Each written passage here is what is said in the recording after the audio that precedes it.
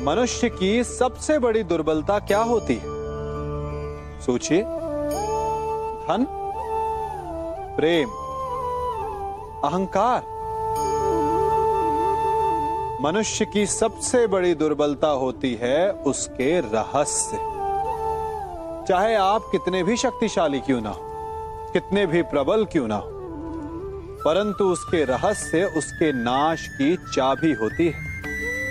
इसलिए यदि प्रबल रहना है, शक्तिशाली रहना है, समर्थ रहना है, तो अपने रहस्य को किसी को भी ना बताएं, ना मित्र को और ना ही शत्रु को, क्योंकि समय पड़ने पर कब कौन शत्रु हो जाए ऐसा कहना संभव नहीं। विभीषण को रावण के अमृत कुंड का ज्ञात था, इसीलिए प्रभु श्री राम रावण का वध करने में सफल हो सके। इसलिए उचित यही है कि आप अपने रहस्य को स्वयं तक ही सीमित रखें। मनुष्य जीवन की परीक्षा में सफल होने के लिए क्या नहीं करता? वो परिश्रम करता है, दौड़ भाग करता है, और ये सब करने के पश्चात भी जब उसका काम नहीं बनता तो वो नकल करता है ना? तनिक लौटिए अपने बचपन में, स्मरण कीजिए अपने बचपन की स्मृतियों का। क्या स्मरण हुआ? विद्यालय में जब आप परीक्षा देने जाते थे तो क्या होता था? आप ना सही, परंतु कोई ना कोई सफलता पाने के लिए नकल करता ही था और उत्तीर्ण भी हो जाता था, है ना? परंतु जीवन की परीक्षा ऐसी नहीं होती। नकल करने वाला सफल नहीं होता।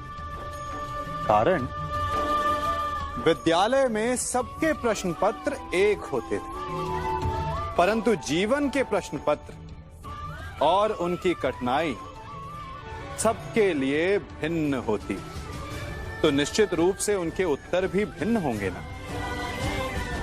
इसलिए यदि आपको जीवन में सफलता पानी है तो नकल ना कीजिए, स्वयं के प्रश्नों का उत्तर स्वयं ढूंढिए और सफलता आपकी ही होगी। मनुष्य का जीवन हार और जीत, विजय और पराजय, सफलता और असफलता के मध्य झूलता रहता है। आपके साथ भी ऐसा होता होगा, है ना? जब आप सफल होते हैं, किसी चुनौती पर विजय पाते हैं, तो मन प्रसन्नता से आनंद के उपवन में झूमने लगता है, और जब आप असफल होते हैं तब मन दुख और पीड़ा के सागर में डूबने लगता है। परंतु वास्तव में सफलता और असफलता है क्या? तनिक ध्यान से सोचिए। ये केवल हमारी मनोस्थिति मात्र है। हमारी पराजय तब नहीं होती जब हमारा शत्रु विजय प्राप्त कर ले। हमारी पराजय तब होती है जब हम पराजय स्वीकार कर लें। हम असफल तब नहीं होते जब हम लक्ष्य ना पा सके। हम असफल तब होते हैं जब हम प्रयास करना बंद कर दें। इसलिए प्रयास करते रहें और हार ना माने, क्योंकि जिस दिन आप हार स्वीकारना बंद कर देंगे, जीत आपके चरणों में होगी। सबने बरगद के वृक्ष को तो देखा ही होगा। क्या आपको ज्ञात है, बरगद के वृक्ष के बीज का आकार राई से भी छोटा होता है, परंतु बरगद का वृक्ष संसार के महाकाय वृक्षों में जाना जाता है। जब उसका जन्म होता है तब उसमें वो जटाएं, वो शाखाएं नहीं होती, परंतु जैसे जैसे उसका विस्तार होता है, जैसे जैसे वो अधिक शाखाओं का भार उठाता है, अधिक पत्तियों का सृजन करता है, वैसे वैसे उसकी शाखाएं जटाएं बनकर जड़ तक पहुंचती है और इस वृक्ष को सहारा देती है। ये जीवन का बहुत महत्वपूर्ण पथ है। बिना लोभ लालच शुभ कार्य करें, अन्य लोगों की सहायता करें। धीरे धीरे आपने जिनकी सहायता की वो आपके सहायक बनते जाएंगे, आपकी जड़ों को और बलशाली बनाएंगे, आयु, मान और आकार बढ़ाएंगे। सहजीवन, सहायता और निष्काम कर्म आपको मृत्यु के पश्चात भी मरने नहीं देगा, आपको अमर रखेगा। हमारा शरीर प्रकृति का एक महान आविष्कार है। इससे जटिल संरचना संसार में और कोई नहीं। हमारा शरीर जितना जटिल है, यदि इसे ठीक से जाना जाए तो इससे अधिक सरल ज्ञान देने वाला और कोई नहीं। हमारे शरीर में 5 इंद्रियां होती हैं जो हमें भाव, गुण और वस्तुओं का बोध कराती हैं। हमारे पास आंखें हैं, नाक है, स्पर्श के लिए त्वचा है, कान है और जीभा है। सबका भिन्न भिन्न कार्य है।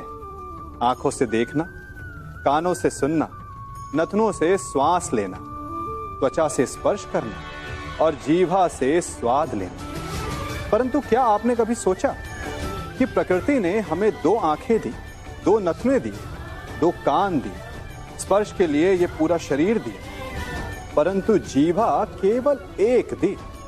ऐसा क्यों? क्योंकि प्रकृति चाहती है कि हम देखें अधिक, सुने अधिक और ज्ञान अधिक अर्जित करें, बोले कम। क्योंकि अधिक वाचाल नाश को निमंत्रण देता है। स्मरण रखिएगा।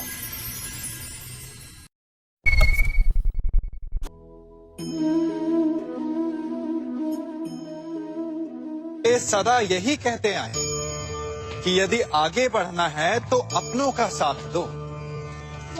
सत्य कहते हैं, अपनों का साथ देना ही चाहिए, परंतु साथ देने से पूर्व ये अवश्य पहचान लेना चाहिए कि अपने हैं कौन। क्या अपने वही होते हैं जिनके साथ हमारा रक्त संबंध होता है, या अपने मित्र? अपने वो होते हैं जो हमें सद्कार्य के लिए प्रेरित करें, हमें आगे बढ़ाएं, हमारा साथ दें।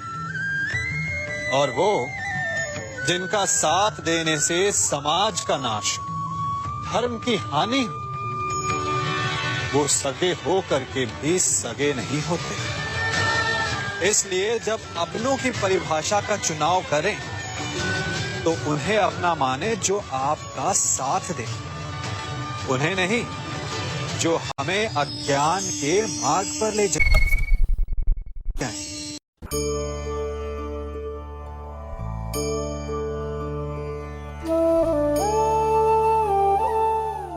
आप जिनसे प्रेम करते हैं, सदा उनके समीप रहना चाहते हैं, नहीं चाहते कि कभी अपनों से दूर होना पड़े, बिछड़ना पड़े। परंतु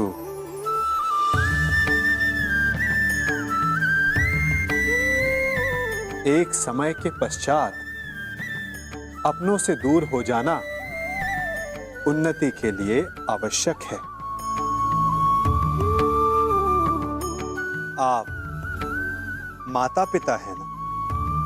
यदि आप अपनी संतान के जीवन के हर पग पर उनका मार्गदर्शन करते रहेंगे तो आपकी संतान स्वयं मार्ग चुनना कैसे सीखेगी? मार्ग के कांटों से स्वयं को बचाना कैसे सीखेगी? इसीलिए एक समय के पश्चात अपनों से बनाई गई दूरी सदा लाभदायक रहती है। आज मैं आप सबको एक कथा सुनाता हूं। एक दिन प्रातः एक व्यापारी अपने घर से निकला। घर से निकलते ही एक बिल्ली ने उस व्यापारी का मार्ग काट दिया। व्यापारी घबरा गया। वो फिर से घर लौट गया और शुभ घड़ी की प्रतीक्षा करने लगा। और जब वो पुनः अपने घर से निकला तब वो वाहन जा चुका था जिससे राजा तक पहुंचकर उसे भेंट देनी थी। राजा को भेंट नहीं मिली। राजा क्रोधित हो गए। राजा ने उस व्यापारी का व्यापार बंद करवा दिया। इस कारण व्यापारी क्रोधित होकर घर पर अपनी पत्नी से लड़ बैठा। पत्नी अपने बच्चों समेत मैके वापस चली गई और उस व्यापारी के जीवन में यदि कुछ रह गया था तो केवल अंधकार। और इन सब का कारण वो उस बिल्ली को मानता रहा जिसने उसका मार्ग काटा था। ऐसा ही एक दूसरा व्यापारी राजा को भेंट देने निकला और उस व्यापारी का मार्ग भी एक बिल्ली ने काट दिया। वो व्यापारी तनिक घबराया, परंतु उसने आगे बढ़ना अधिक उचित समझा। राजा तक वो समय पर पहुंचा। उसने राजा को भेंट दी। राजा प्रसन्न हुए और राजा ने व्यापारी को अपना व्यापार बढ़ाने की अनुमति दी, स्वर्ण आभूषण दी। जब व्यापारी घर पर पहुंचा तो पत्नी को आभूषण और अपने बच्चों को देने के लिए वस्त्र थे उसके पास। हर ओर प्रसन्नता थी। समझ रहे हैं ना? दोनों के साथ एक ही प्रकार की घटना हुई, परंतु दोनों की प्रतिक्रिया भिन्न थी। ऐसा ही हमारा जीवन भी है। हमारे जीवन में प्रारब्ध का अपना स्थान है, परंतु उससे कई अधिक महत्वपूर्ण हमारी प्रतिक्रिया, हमारे सोच का प्रभाव है, क्योंकि यही हमारे जीवन को आकार देते हैं। इसलिए अपनी सोच को सकारात्मक रखिए। आपका जीवन सदैव आनंदमय। हम सभी अपने जीवन में कोई ना कोई कार्य करते हैं। कार्य करते हैं तो थकान की अनुभूति होती है, और यदि थकान ना उतरे तो कार्य करने का मन नहीं करता। हम आशा करते हैं कि कदाचित एक दिन में 24 के स्थान पर 26 घंटे होते तो आराम करने के लिए हमें और अधिक समय मिल जाता। हमें ऐसा अनुभव होता है कि हम बहुत अधिक कार्य कर रहे हैं, है ना?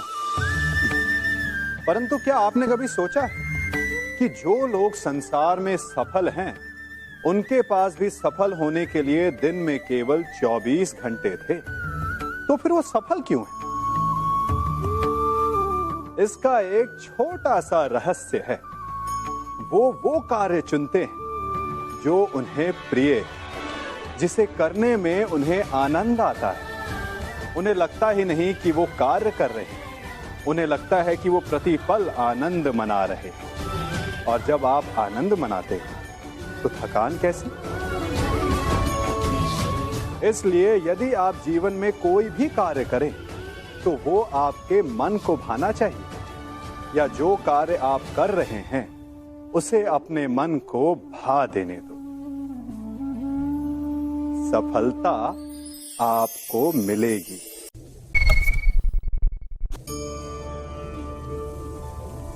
कभी सोचा है हमारा जीवन भी उस रेत की घड़ी की भांति है? जो रेत नीचे गिर चुकी है वो हमारा अतीत है। जो अब भी ऊपर है वो हमारा आने वाला भविष्य है। और वर्तमान ये संकुचित स्थल है जहां से धीरे धीरे करके रेत गिर रही है। अर्थात हमारे पास जीने के लिए यही एक क्षण है। उसका उपयोग कैसे करना है ये हम पर निर्भर करता है। जो बीत गया उसका दुख मनाना है, या जो भविष्य में होने वाला है उसकी प्रतीक्षा में क्रोध करना है। सब कुछ करने के लिए यही एक क्षण है। प्रसन्न रहना है तो उसके लिए भी यही एक पल है। प्रतीक्षा करते रहोगे तो ये पल भी भूतकाल में बदल जाएगा। इसलिए आनंद के लिए, परोपकार के लिए प्रतीक्षा ना कीजिए। आपके पास जो पल है उनका भरपूर सदुपयोग कीजिए, क्योंकि इस घड़ी को पलटकर आप फिर से समय अवश्य गिन सकते हैं, परंतु अपना बीता हुआ समय आप वापस नहीं लौटा पाएंगे।